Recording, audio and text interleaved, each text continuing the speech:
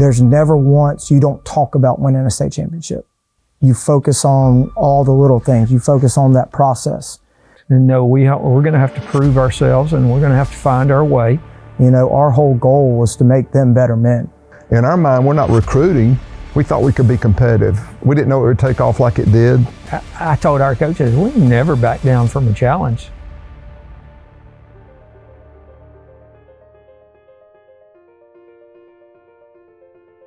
Buford was a mid-sized single-A school. In fact, we only had 350 students in the school. And on my first football team here in 1995, we had 23 or 24 players. That was the biggest adjustment for me, is our numbers weren't where they needed to be. And so building the culture, getting the right coaches on board. The culture is one of excellence. I think from the top down, everybody is pulling in the same direction. You know, those first few years, we didn't grow really, really fast, again, being a small single-A school.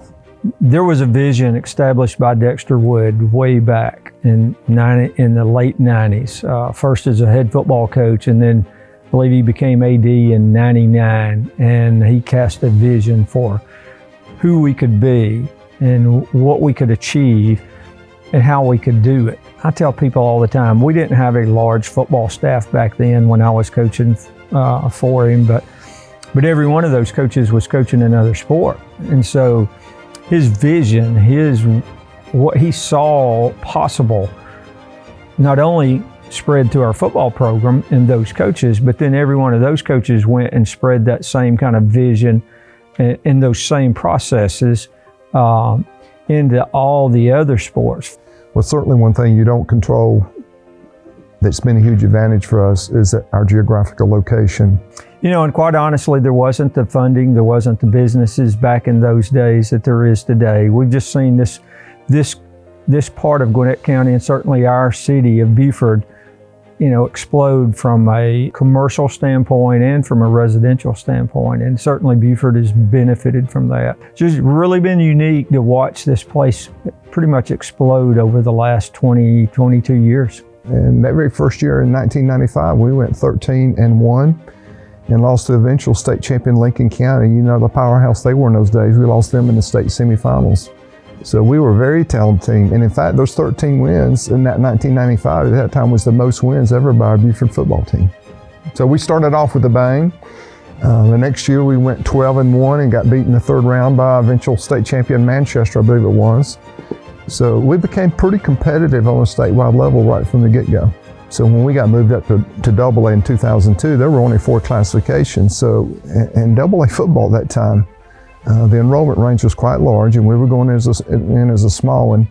And boy, there were some powerhouse athletic programs and specifically football teams at that time. In fact, Americas at that time was two-time defending state champion, who we ended up playing for the state championship our first year in AA. So the task was daunting, but at that point in the development of our program and culture and football and athletic program, we were a pretty good football program.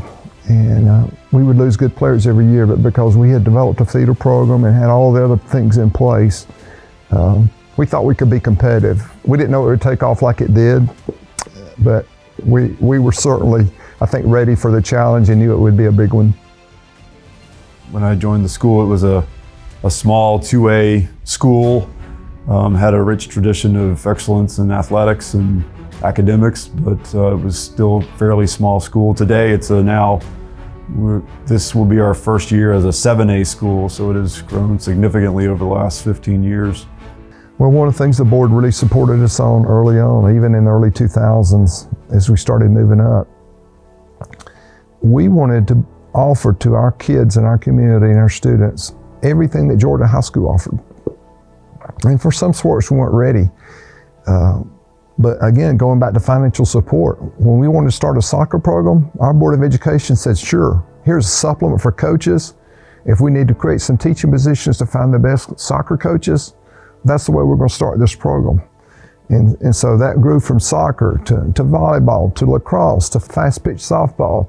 And then we added sports that even to this day, hardly any other Gwinnett schools offer, like riflery and gymnastics. And we became immediately competitive on a statewide level. So I think the excellence that when we start a sport, the coaches that we attract understand what that is. A lot of them are from within in our school system. And because the kids get in that program and because the culture is one of such excellence anyway, then yeah, we're new in soccer, but we're still going to be competitive. We're new in boys and girls lacrosse, but we're still going to be competitive at some point. Now we got to build a little bit, but we know the ingredients to get there. Until 2000 in football, we'd actually only won one football state championship, and that was in 1978. That's right. So since 2000, we have won 13, I guess. Or is it 13? You know what? I can't even keep up with them.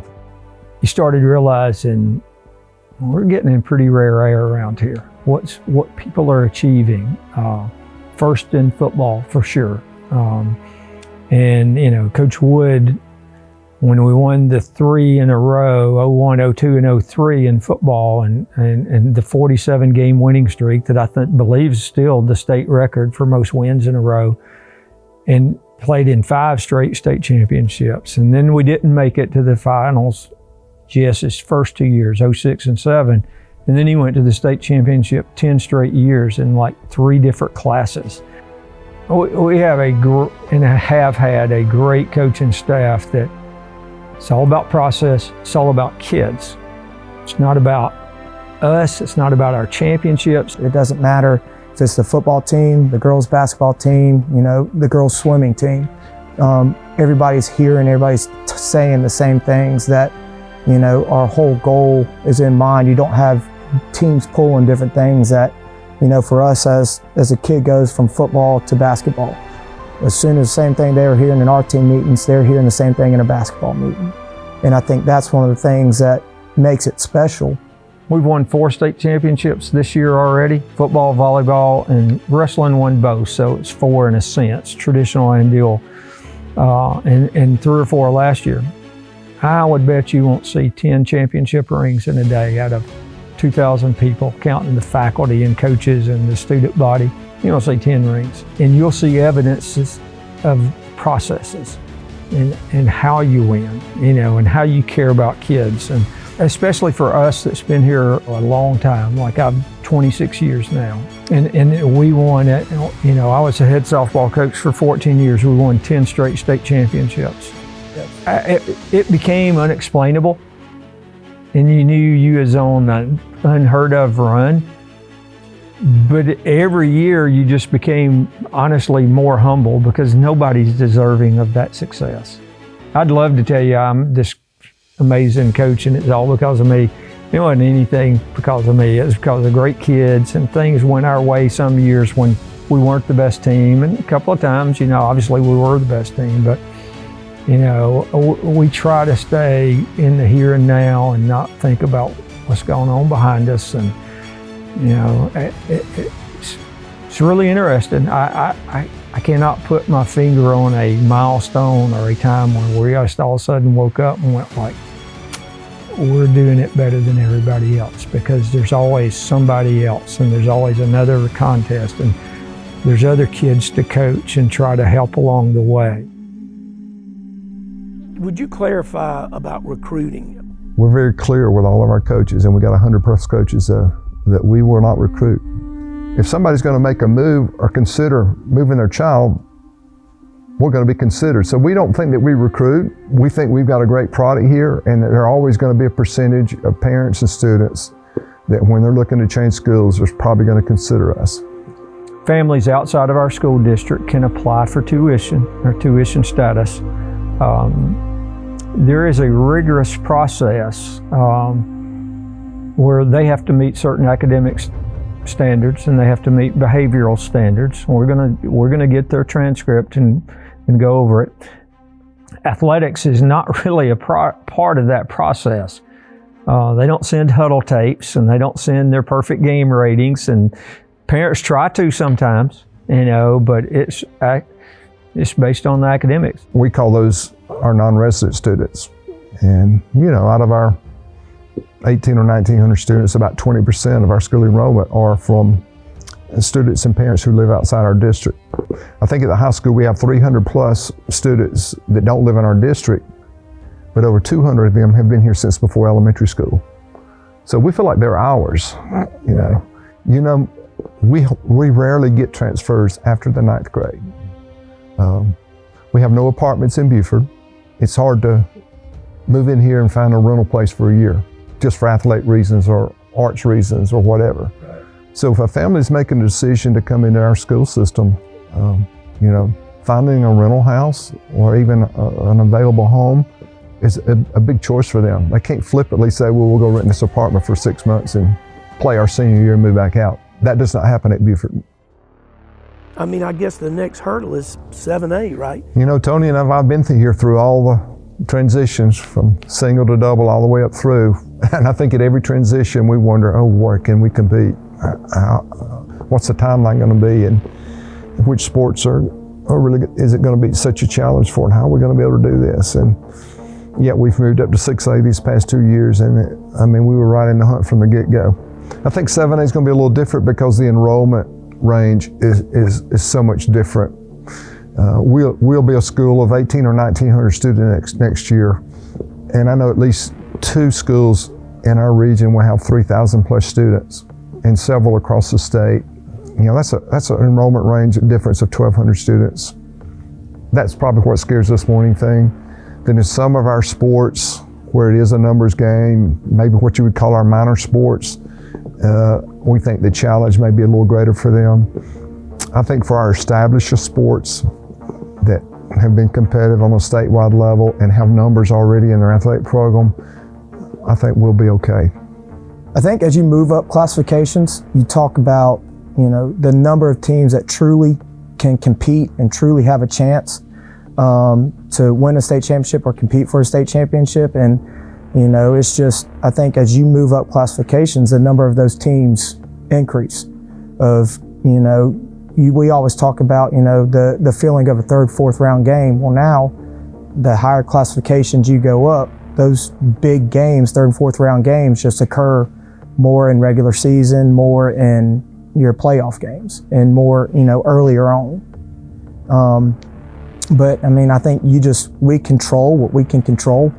You know, we have a saying, and Coach App's big on it, that your E plus R equals O, that, you know, there's an event that occurs or something happens and, you know, we're moving up to 7A, you know, but your response and how you respond to that is, you know, what's going to determine your outcome. You know, now we don't know what the outcome's going to be, but we can just control what we control. And then when it comes time to play on a Friday night, then, you know, we'll see, or we just get a chance to compete.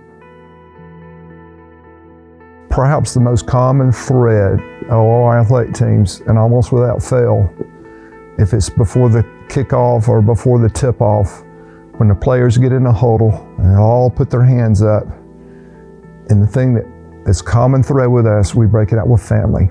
Here we are, a small independent city school system in a thriving metropolitan area, and yet we've been able to keep a small town feel where it does feel like family, where people know each other. Most of them are growing up here. Every one of our city commissioners and every one of our board of education members are Buford High School graduates. How unique is that? They love this place, and they've created that kind of environment. And so when people visit here, or when people, you know, look around for school system, it's attractive because we truly believe in that family.